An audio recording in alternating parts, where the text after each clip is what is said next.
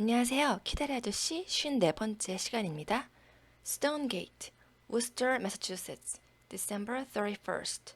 네, 지난 시간에 이 매사추세츠 주의 우스터이라는 그런 곳에 셀리 맥브라이드가 살고 있고 셀리가 크리스마스 휴가 기간 동안 지루샤한테 자기네 집에 놀러 오라고 초대를 했다라는 내용의 편지가 나왔었죠. 그리고 이 곳이 실제로 지금도 존재하는 곳이고 발음이 월체스터이 아니라 우스터이라고 말씀을 드린 적이 있습니다. 그리고 제가 알기로는 이 스톤 게이트라고 하는 건 그 미국 문학이나 뭐 영국 문학 같은 걸 보면 집에 그 이름을 붙이는 경우가 꽤 있잖아요. 뭐 예를 들어서 그 오만과 편견이라든지 그런 뭐 제인 에어라든지 그런 문학 작품을 보면 사람이 살고 있는 저택에 어, 이름을 붙이는 경우가 굉장히 많이 있는데 뭐 셀리가 뭐 엄청난 부잣집은 아니지만 그래도 뭐 어느 정도 좀 좋은 집에 살고 있는 것 같고 그 집에 이런 식으로 이름을 붙여놓은 게 아닌가 싶어요. 아, 록 윌로우 지루셔가 여름방학을 보낸 그 농장도 록 윌로우라는 이름이 붙어 있었죠. 네, Dear Daddy Longlegs, 키다리 아저씨께 I meant to write to you before and thank you for your Christmas check, but life in the McBride household is very absorbing and I don't seem able to find 2 consecutive minutes to spend at a desk. 네, 여기 멘트가 나왔는데요. meant 이런 식으로 동사 원형, 과거, 과거 분사 이렇게 되죠. 의미는 이 mean이라는 표현이 굉장히 다양하게 해석이 될 수 있는데요.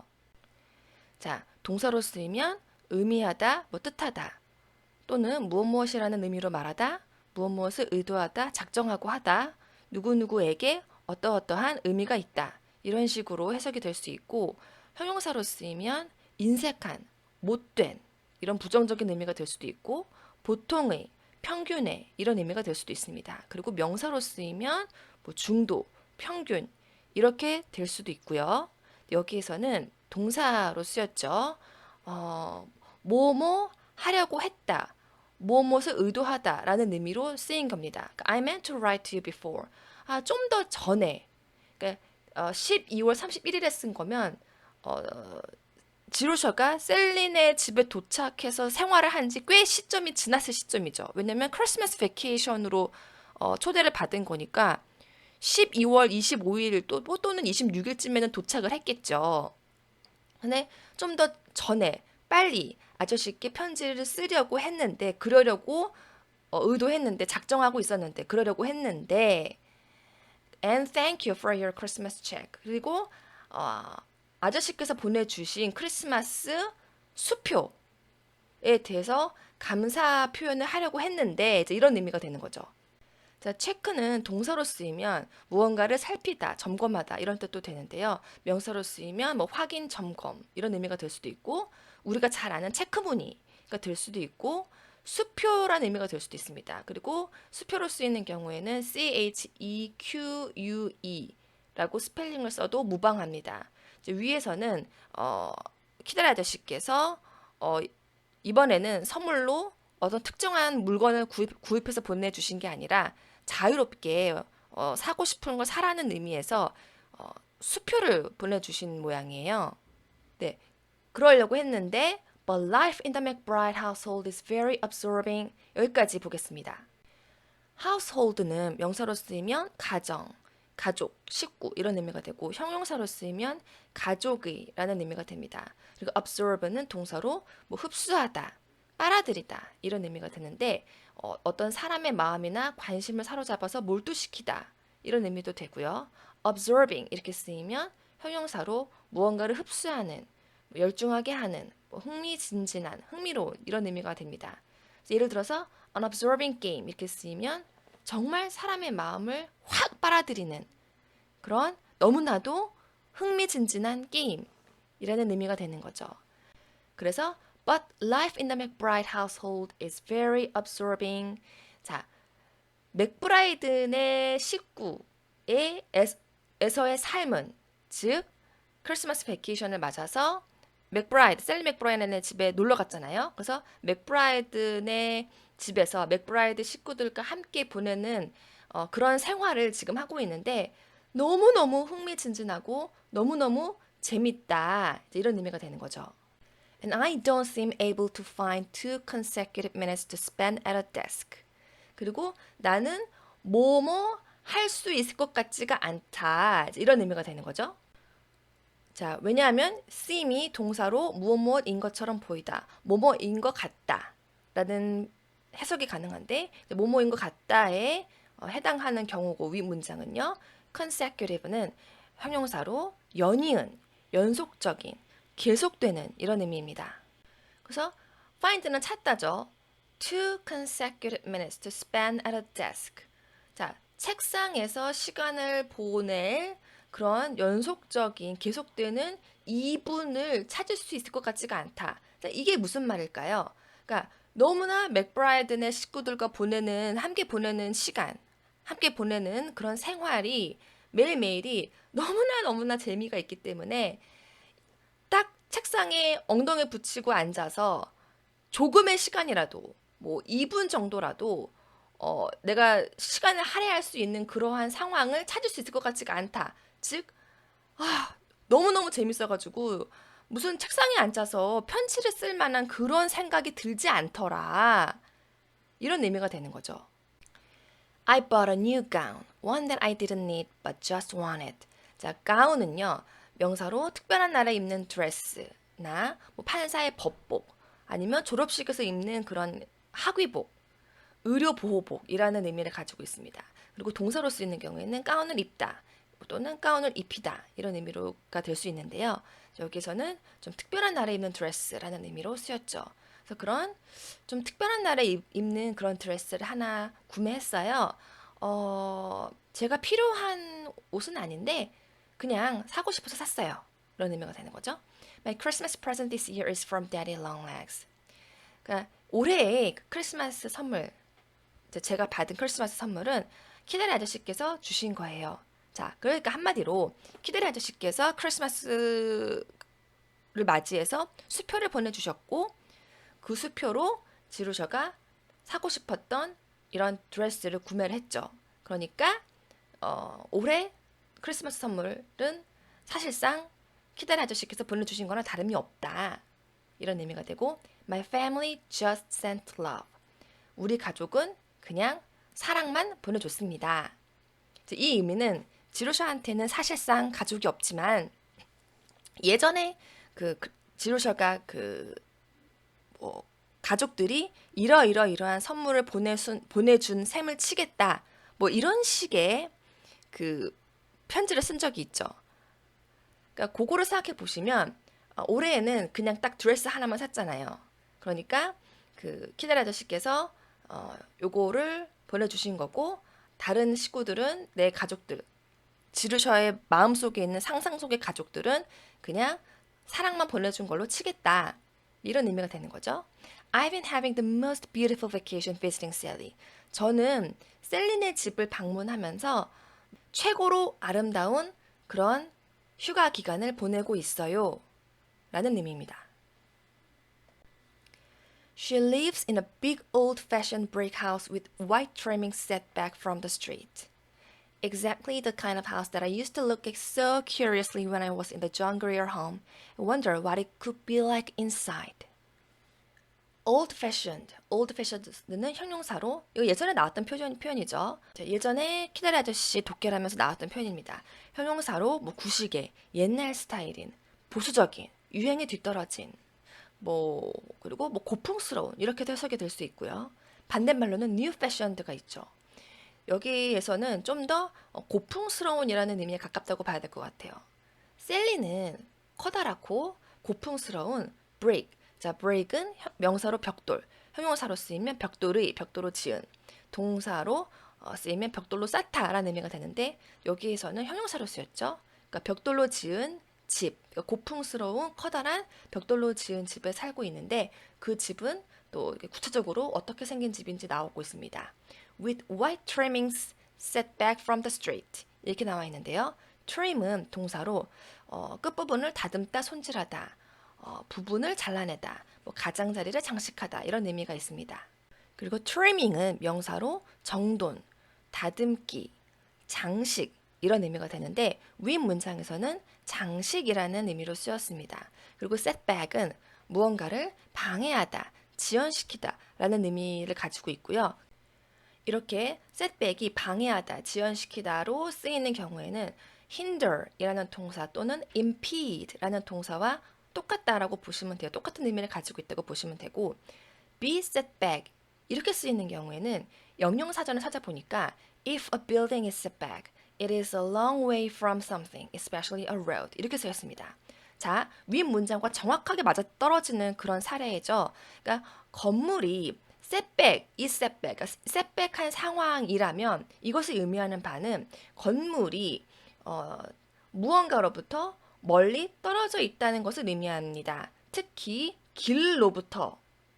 그래서 with white trimmings set back from the street 이렇게 쓰였으니까요. 셀린의 집은 커다랗고 고풍스러운 벽돌 집인데 하얀색 장식이 막 이렇게 있고요.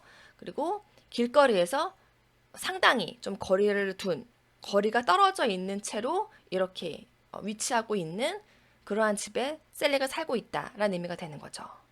네, 계속 이어지는 문장 볼게요. Exactly the kind of house that I used to look at so curiously when I was in the John Grier home and wonder what it could be like inside. 네, exact는 형용사로 정확한이란 뜻이죠.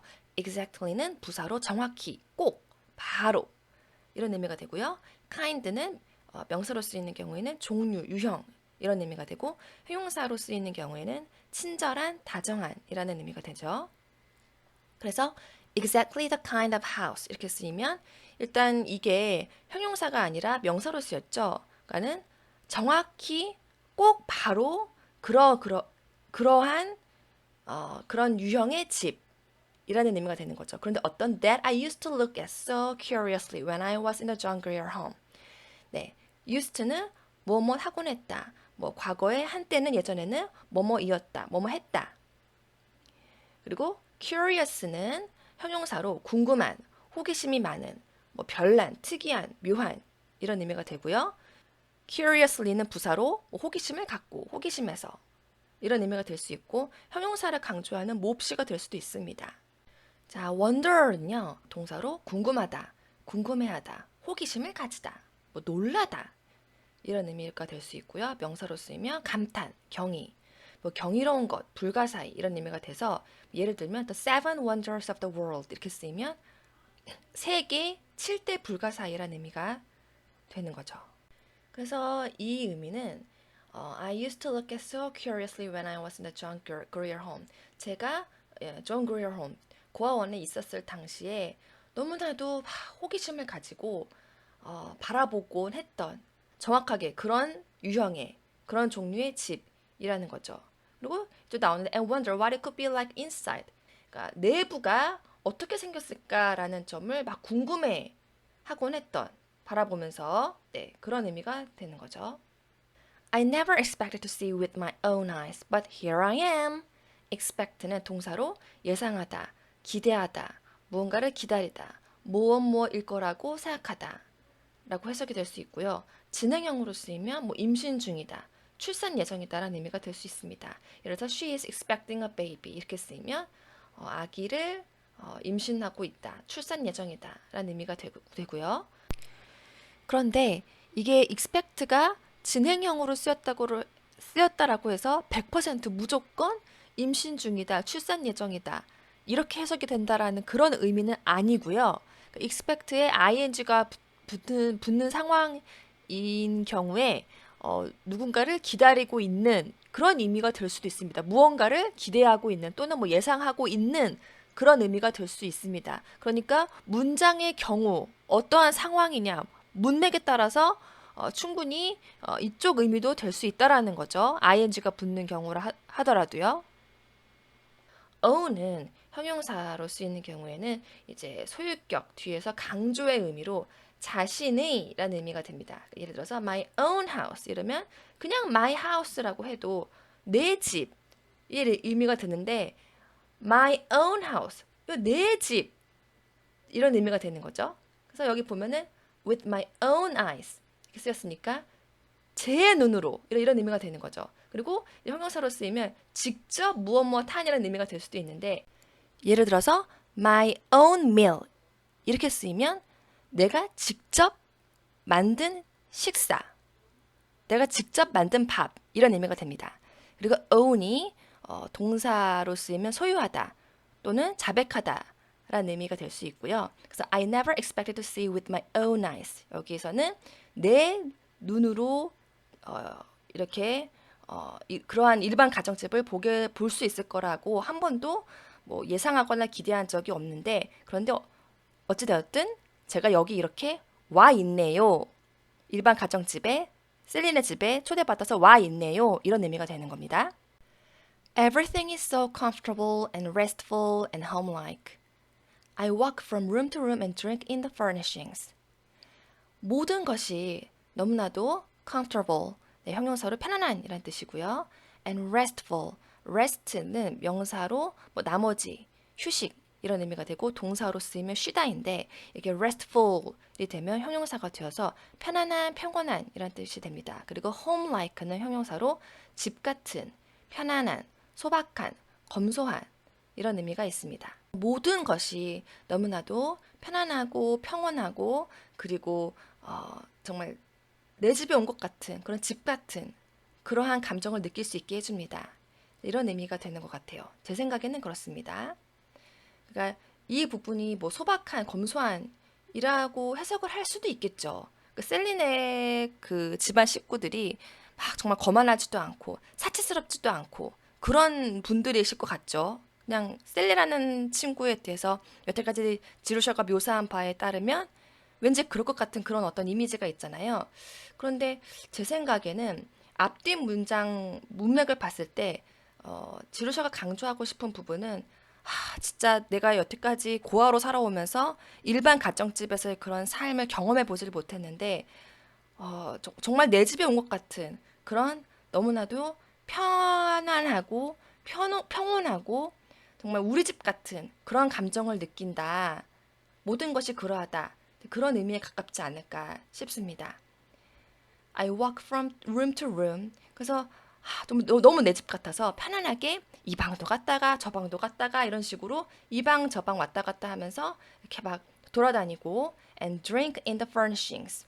자, furnish가요. 동사로 가구를 비치하다란 뜻이고 이렇게 ing가 붙으면 명사로 가구가 됩니다. 그래서 가구에서 무언가를 마신다. 이게 좀 의아했는데 어떤 의미일까라고 생각을 해봤는데요.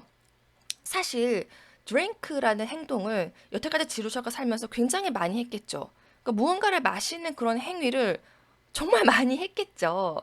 그런데 지루셔는 셀린의 집, 그러니까 일반 가정집에서의 그런 가구나 그런 가구에서 오는 어떤 특유의 분위기가 너무너무 마음에 드는 것 같아요. 그러니까 뭔가 고아원이나 대학교 기숙사에서의 어떤 그런 인테리어나 가구들에서 느껴지는 느낌과는 굉장히 다른 느낌을 받고 있는 것 같아요. 훨씬 더 편안하다. 이게 집이지. 이런 게 바로 일반 가정집이구나 라는 그런 어떤 감정을 느끼는 것 같아요. It is the most perfect house for children to be brought up in. 자, bring은 이게 동사 원형이고 brought 과거 분사형입니다. 그러니까 동사로 무언가를 가져오다, 데려오다 또는 무엇을 야기하다, 초래하다 이런 의미가 될 수 있고요.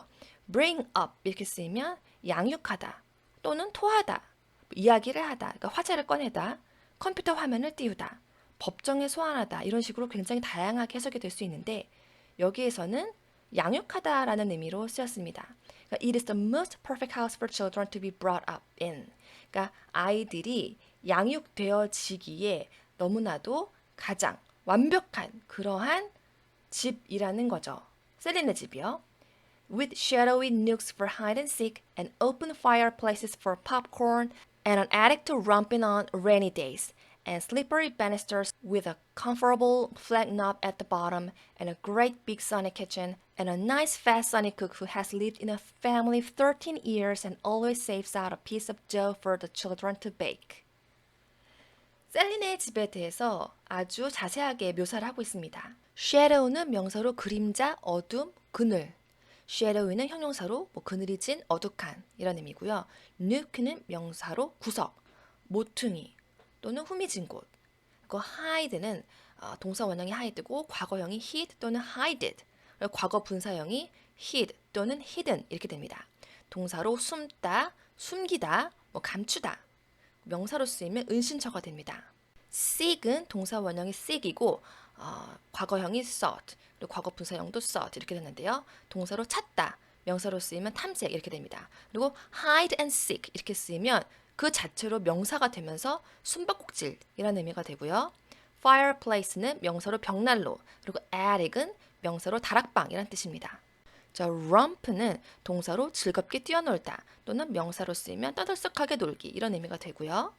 자, brought up in 여기까지 했죠. 그래서 with shadowy nooks for hide and seek and open fireplaces for popcorn and an attic to romp in on rainy days. 여기까지 해볼게요.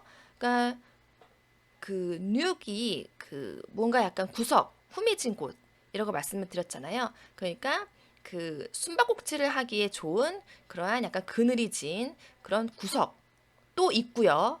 셀린의 집은 그런 공간도 있고, 그리고 open fireplaces, 그리고 벽난로도 있다고 합니다. 벽난로가 폐쇄된 게 아니라 팝콘을 구워 먹을 수 있을 정도로 이렇게 개방이 되어 있는 그러한 벽난로도 있고요. And an attic to romp in on rainy days. 비 오는 날에 막 신나게 뛰어놀 수 있는, 즐겁게 뛰어놀 수 있는 그러한 다락방도 있대요. And slippery banisters with a comfortable flag knob at the bottom. 자, slipper은 명사로 슬리퍼, 실내화라는 의미를 가지고 있는데 여기에 y가 붙으면 형용사가 되어서 미끄러운, 미끌거리는 그런 의미가 되고 또 성격적으로 교활한, 뻔뻔스러운, 믿을 수 없는 이런 의미가 되기도 합니다. 그리고 banister는 명사로 난간에 있는 작은 기둥을 얘기하는데요. baluster과 같은 의미이기도 합니다. 여기에 이런 난간의 작은 기둥이라는 banister에 s가 붙으면 banisters가 돼서 그냥 난간, 명사로 난간이라는 의미가 됩니다. 그리고 위에 flat이 나왔는데요. 굉장히 다양하게 해석이 될 수 있습니다. 형용사로 평평한, 고른, 납작한, 맥 빠진, 저조한, 음악에서는 음이 낮은, 배터리가 다 된, 방전된, 바람 빠진, 펑크난, 부사로 쓰면 평평하게, 그리고 명사로 쓰면 평평한 부분 이런 의미가 될 수 있고 또 플랫이라는 형태의 주거지를 의미하기도 합니다. knob은 K 요 부분이 묵음이죠. knob은 명사로 손잡이 고요. bottom은 명사로 쓰이면 아래, 바닥, 그리고 형용사로 쓰이면 아래쪽에 라는 의미가 됩니다. 윗부분 다시 볼게요. And slippery banisters with a comfortable and flat knob at the bottom. 자, 이것의 의미는 상당히 재밌습니다. 미끄러운 난간이 있대요. 미끌미끌한 그런 난간. With a comfortable flat knob at the bottom. 근데 아래쪽에 편안한, 평평한 그런 손잡이가 달려있대요. 그 미끄러운 난간에. 이게 무슨 의미일까요? 상당히 위험한 장난을 즐기는 아이들에게 적합한 집이다. 이런 의미가 될 수도 있겠는데요. 셀린의 집에 banisters, 이런 난간이 있는 겁니다. 자, 난간을 한번 상상해 봐 주세요. 이렇게 쫙, 이렇게 기본적으로 계단이 있겠죠. 계단이 있을 것이고, 난간이 이렇게 있는데, 이게 그 난간의 그 부분이 뻑뻑한 게 아니라 되게 살게, 미끄러운 거예요. 그래서 개구진 아이들이 이런 난간에 올라타서 쭉 이렇게 내려오는 그런 장난 같은 걸 하는 경우가 있잖아요. 굉장히 위험하죠. 그런데 그 난간을 제가 이제 구글에 그 banisters라고 이제 이미지를 검색해 봤는데 이렇게 쭉 내려오다가 요 끝부분에, 그러니까 at the bottom, 그 윗부분이 아니라 at the bottom, 그 난간의 아랫부분에 knob이 달려있는 경우가 굉장히 많습니다. 손잡이요. 근데 손잡이가 어떻게 생겼는가 하면은 동그랗게 생겼어요. 이렇게 톡 튀어나와 있는 거예요. 그런 손잡이가.